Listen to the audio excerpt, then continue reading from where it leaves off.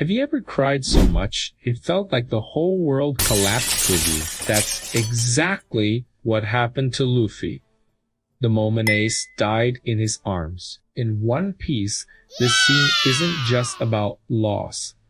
It's the breaking of a dream, the weight of helplessness, and the silent birth of a promise that would guide Luffy forever. Ace, the brother Luffy loved so much, had been freed, but fate showed no mercy. Death struck like lightning, cutting off every last hope. What we see next is the captain of the Straw Hats completely broken, too weak to even stand. The boy who always laughed in the face of danger, who always believed in victory, was now swallowed by his own tears. That cry once did just sorrow, it was the voice of a shattered heart. And at that moment, we realized that Luffy's journey isn't made only of epic wins.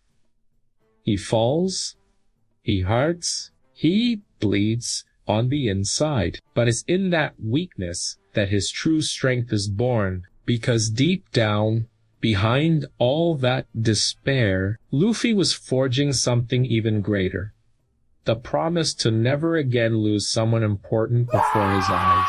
This scene struck us all because it laid bare the human side of a hero who had seemed unbreakable. Luffy didn't care about being Pirate King then, or about treasure. It was about family, about love, about loss. The pain consumed him, but it also shaped him. And speaking of shaping the future, have you ever thought about shaping the very air you breathe at home? Sounds random, right? But trust me, with the Levoitko for OO's Wi-Fi air purifier, your environment becomes something else entirely. It filters dust, smoke, odors, and you can even control it with your phone. It is like giving your home the same air of freedom that Luffy always sought on the seas. After all, breathing well is the first step to facing any battle of daily life. Back to Luffy.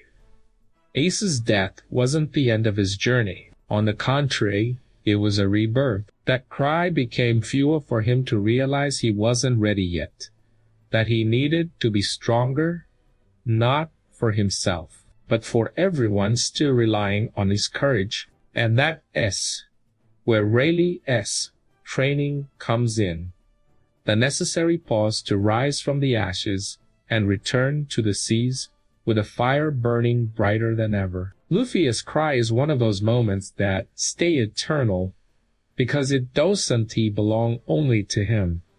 It belongs to us too.